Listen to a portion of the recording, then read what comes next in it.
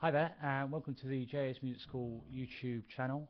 In this blog, I'm looking to add some sort of visual and audio representation of what I've written about. The idea behind doing these next few blogs is to help vary and spice up your traditional 12-bar blues phrases, but keeping it nice, nice and simple to start with, and adding more variations as we go along. So what I've got here is 3 examples of slightly different rhythmic kind of feels. So we've got the first one is just straight quavers. It's in the key of A and a traditional 12-bar blues. It uses this arpeggio, which is root, major 3rd, 5th, major 6th, and octave. So going up in the first bar, descending and things like that. So 12-bar blues in the key of A. So if I do the first one, again it's all in the diagram. You can click on the picture to see a bit clearer. So and also my advice is to keep your fingers, use the correct fingers. So middle finger, first finger, little finger, first and little. Keep using your first finger at a time. You're creating more work, and you want to keep to these kind of grids. So here's the first one. So.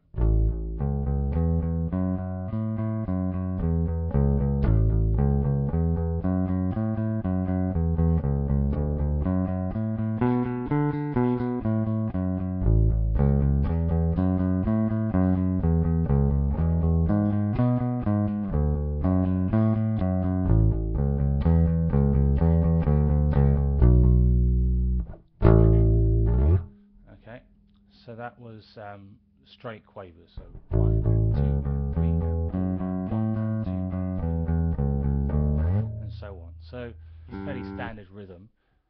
Now what we've got is the same thing but using triplet fill.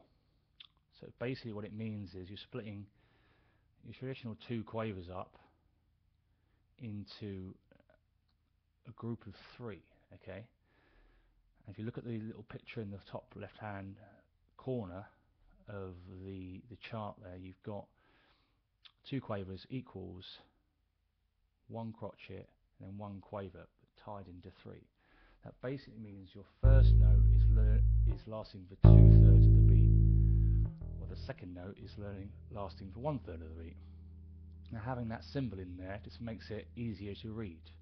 Just kind of getting there used to that feel. So instead of being 1 and 2 and 3 and 4, you've got 1 and 2 and 3 and 4 and 2 and 3 and 4 and 2 and. Okay, it can be quite challenging to count it. Again, it's a feel thing. So what we've got is a kind of completely different style of rhythm, but with the same progression. So it gives you another alternative. So here's the second one. So you've got.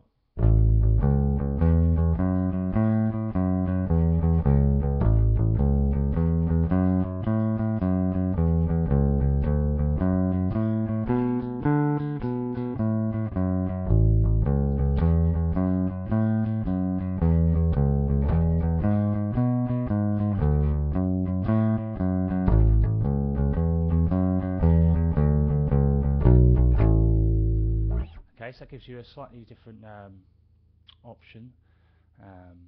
Again, just getting used to different rhythms. So the third one, what we've got is similar to the second one, but what we've got is a more kind of stabby kind of bass line, choppy kind of rhythms. Again, that's why another reason why I do these videos, so you can have an oral representation. So in the second pattern, your notes, if you take each beat, the first one lasted for 2/3, the second note in each beat lasted for 1/3. So you had 1 and 2 and 3 and 4 and. Now what you do is make your first note of each beat just a quaver, and the third note of each beat quaver, then the second quaver, so you split each beat up into 1 and but the second part is now rested. Now you can do that with your kind of slightly lifting off pressure. So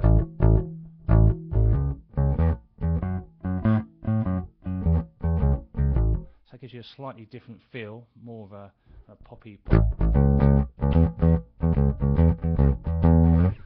Again, a slightly different feel and good practice for your left hand. So your left hand is going to do more work now. It's going to have to release after the first note of each beat. You're going to have to release pressure in order to get that rest in there. So instead of going, now go.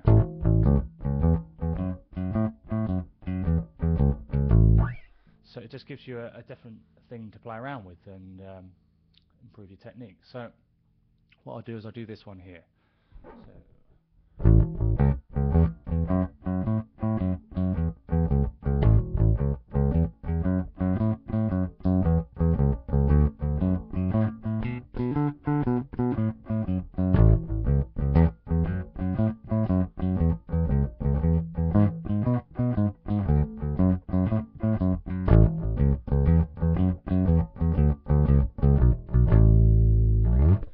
cool. So hope that's helped a little bit. Again, there's going to be a few more blogs on this series because this is just the start of it. The next blog, which is already posted up, I'm going to do a video in a minute.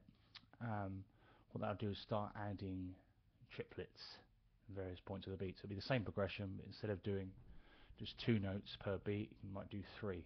Yes, you might.